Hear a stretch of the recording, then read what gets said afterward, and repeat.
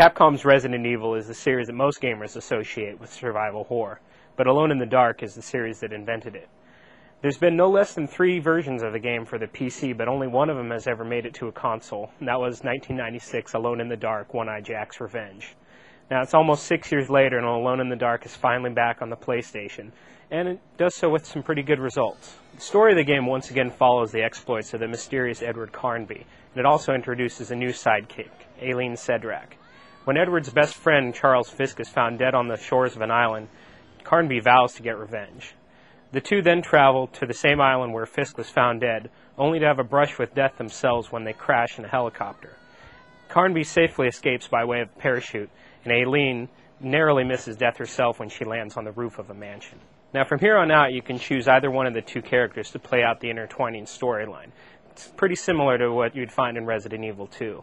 Now, the two sides of the story do play like night and day. Carnby, on one hand, he packs a lot of firepower, he gets a lot of different guns throughout the game, so his story is a little more action-oriented.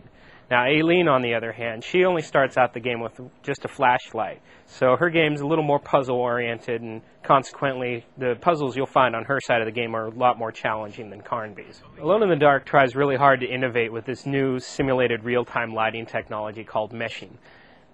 Both characters come equipped with a flashlight as standard equipment, and as you make your way through the game, you can illuminate darkened areas with the flashlight, and it really helps to add to the dark and gloomy feel of the game. Well, it's kind of just a cool visual trick. You know, it's neat to look at, but it starts to wear thin after a little while, and it doesn't really play a key role in the game.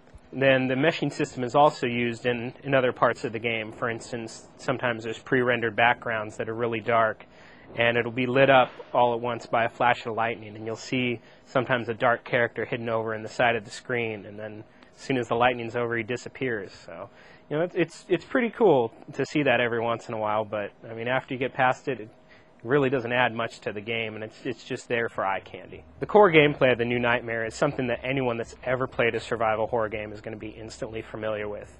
It comes complete with limited ammunition and health, vague puzzles and clues, endless locked doors, dramatic cutscenes, and of course, a slow-moving character.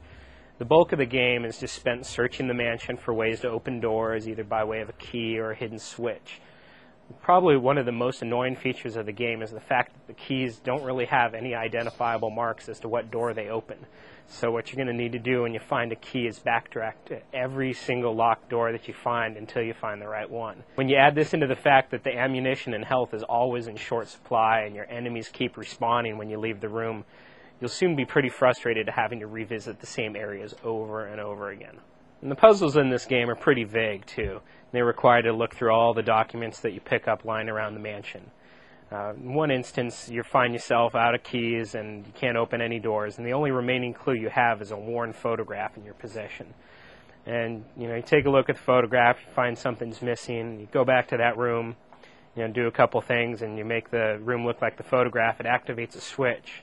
But surprisingly enough, it doesn't tell you what door you opened, so once again, you got to backtrack and try to find that one locked door that it opened.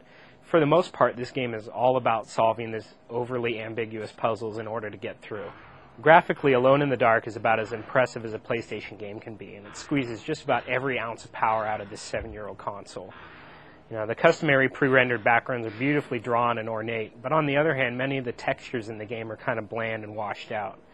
The game is about as dark and gloomy as they come. The meshing technique, even though it's kind of just a gimmick, is one of the coolest graphical innovations to come along in a long while. And it's a shame that it's been implemented so late in this console's life. The game's ambient music and sound are fittingly gloomy and suspenseful, and on the whole fit well into the game. And then the voice acting, on the other hand, though, it's almost become par for the course for this type of game. Sometimes it's overacted, and sometimes it's just delivered completely lifelessly. My best friend died because of those tablets. He was killed on Shadow Island. And I swear I'm going to find whoever did it. Fans of survival horror games that haven't upgraded to a newer console are probably going to find that this is one of the better games available for the PlayStation, even though it does have a few flaws. Now, if you own a Dreamcast or a PlayStation 2, you're probably going to want to hold off until those versions come out, just because they do have remarkably better graphics. In the end, this installment of the Alone in the Dark series tries pretty hard to carve out a piece of the survival horror pie by sticking to the tried and true facets of the genre, and it ends up being a pretty good game.